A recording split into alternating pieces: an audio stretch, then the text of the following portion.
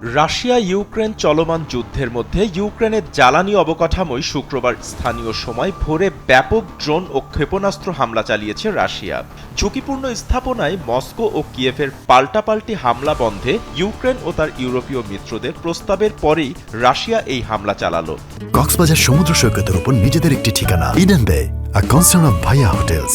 Et donc maintenant on va ouvrir une phase où nos techniciens vont échanger, on va regarder exactement on va ouvrir un dialogue à la fois stratégique et technique.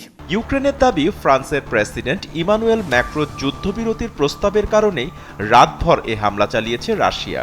তবে এ অভিযোগ অস্বীকার করেছে Russia. Еще со времен Наполеона, нашествия Наполеона. До сих пор кому-то не имется все.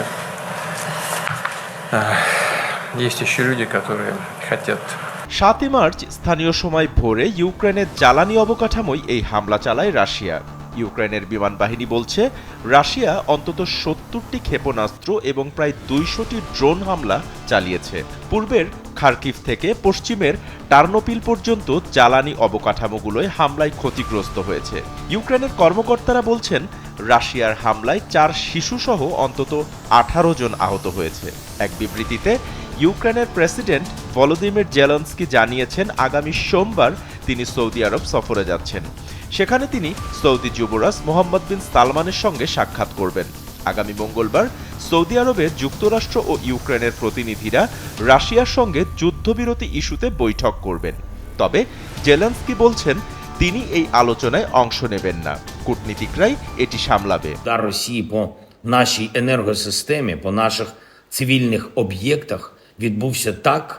যুক্তরাষ্ট্র সহায়তা স্থগিত করলে ইউক্রেনীয় president জেলেনস্কির পাশে থাকার অঙ্গীকার ব্যক্ত করেছে তার ইউরোপীয় মিত্র দেশগুলো।